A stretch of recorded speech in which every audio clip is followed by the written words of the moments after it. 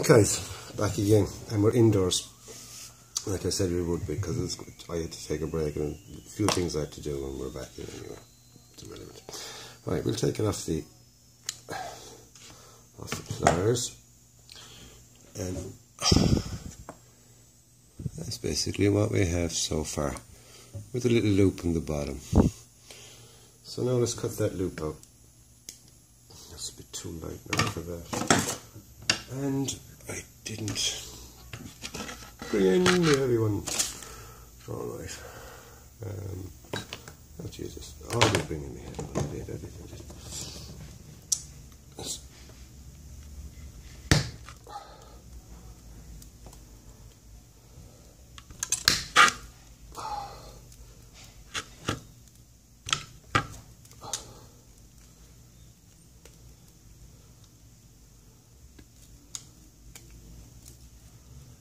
Now, if you can see what I'm doing there, I'm going to try and twist, break it up into 4. We'll go 4. 1, 2, 3, 4. Break it up into 4. They're small, but you can even make them a little bit bigger by going back into the 3 sides. So there's the height of our tree. Now at 1/3/5 scale, I do not have a metal. Oh, hold on, I do, because the boys aren't glued into the. No, they're just on the pegs. Right. There's a 1/3/5 figure beside the tree. That is a tree. For all intents and purposes, I know these branches are down, they're going to be trimmed, don't worry about them. But for all, size-wise, for scale, that is a fine, good-sized tree. So I'm happy with it. Happy with the size of the tree. When you're happy with it, let's just oh, I get on the base. Start twisting up these. Just like we did for the branches.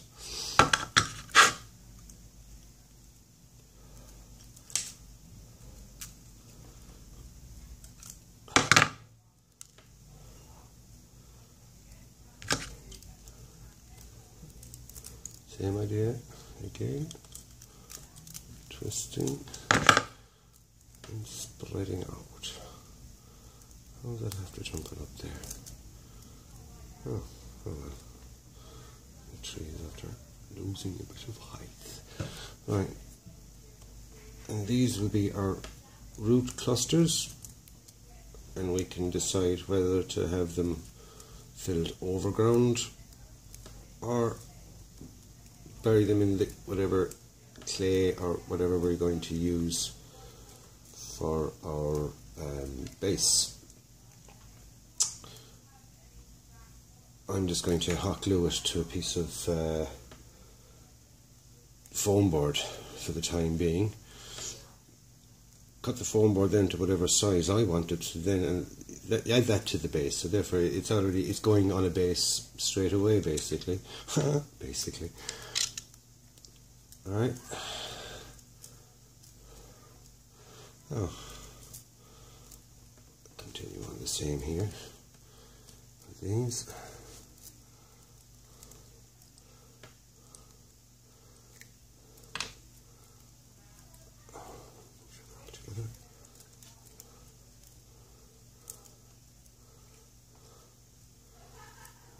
Twisty Mac Twisty roots.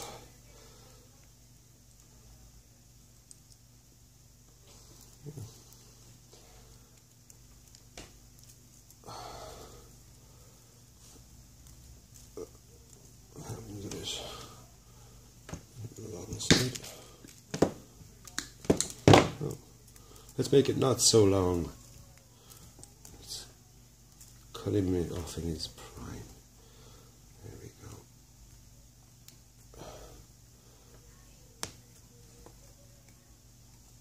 only the, the main heavy chunk root that's along the top sometimes doesn't go down to the finey bits quite so yet. Right, we get about that. We've decided there's a thing. I'm happy with it. Happy with the root structure.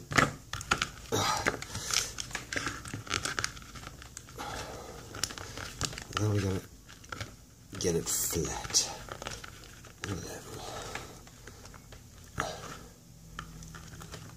Because now is the time to do it rather than trying to glue up the base and then try and stick it to it when it's not level starting off with. So take a few minutes pushing and well, there we go. I'm happy with that. I have my glue gun here ready to go. Hopefully it's ready to go. It's been plugged in there for about 10 minutes or so. So can you see this board? You can. Now usually what I do is, I don't know whether it's the right way to do it or not because I'm not a glue gun person. I've only used it a few times and nothing is coming out. Nothing is supposed to come out. I thought they were supposed to come out in big lumps and ooh, so goo. No, nothing is happening here. Oh, it is. Yeah, not a whole lot, I must admit. It might be. Hold on a second. Hey, we'll try it with an old glue stick. Can you get the old ones out? I'm probably doing something you're not supposed to do now, as in take out the old glue stick and stick in one fresh one. I can hear her indoors giving out to me already. When you wait until it was finished. No. Then that wouldn't be me, would it? Hold on. I think you could stick a second one in on top of that. Ah, there we go. There just wasn't enough structure. I knew it was supposed to come out something similar to this. Right, whoa, splurgy, watch all that lovely hot glue. Everywhere. Alright. Careful, I only want the glue to stick, not my hands. Go down.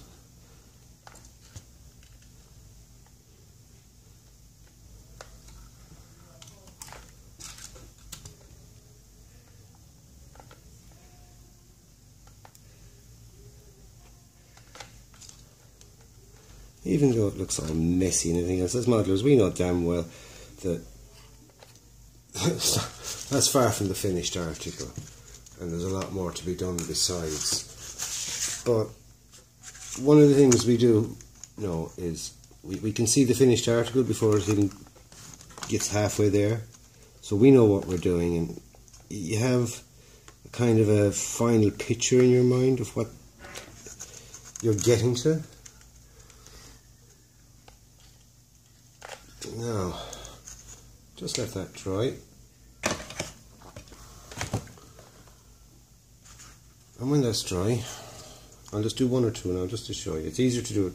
It doesn't really matter whether it's dry or not, but it's easier to handle when it's dried up a bit.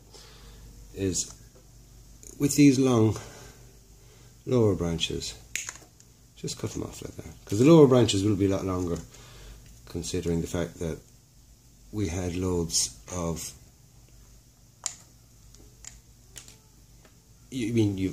not so much up here, but you're going to have loads down here, so you got to trim them down a bit. Don't trim off too much, because this is what's going to hold the foliage, and if I got nothing to stick the foliage to, then you're going to have no foliage. And I have a lovely little product which I'll show you in the next little video. It's available everywhere. Everybody's seen them, everybody knows what it is. But I'll save that as a little reveal in itself. See, now you get what I'm getting at. when they're trimmed in, you end up with a nice silver tree. In the next video, I'm going to show you when I'm going to leave this dry, and I'll leave it dry overnight and set, and just trim it down and get it basically not uniform. Trees are not uniform. Nature has a habit of not being uniform. Anything but. I'm going to trim it down so it's neat. We go neat.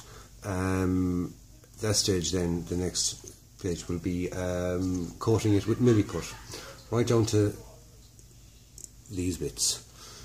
Leave that then for a day or so, and it'll go rock hard. Then I put on this stuff that I have.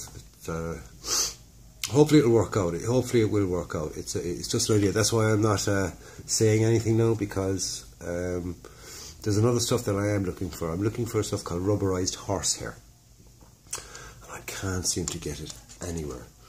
But I have found something that basically will do the same job. I'm thinking. I don't know, but we'll find out in the next video, won't we? Until then, lads, take care, and do try it out. Like I said, it cost me €7 for the wire. I have enough wire here to make another 2, so for £7, 3 trees, you can't go wrong. I know, excuse me, that there is some Milliput to go onto it, and other bits and pieces, and paint and some foliage. But as you've probably guessed from some of my videos, I don't spend a lot of money. I don't buy products, buy paint, I buy models, I buy DIY bits and pieces when I can't find it in scrap. And that's what I'm about. It's just, you can get just as good an effect without spending a small fortune. Fair play, if you can't make it and you want a tree in your thing, yeah, you have to buy one. You know, you've no choice. But here's a choice. Here's a simple, quick method that anybody should be able to do. Like, if you can do fiddly parts and models, you can do this. There's no special skill involved. It's just having an artistic eye. And if you're into modelling, you already have that. Because otherwise you wouldn't be into modelling. You wouldn't see the point in it.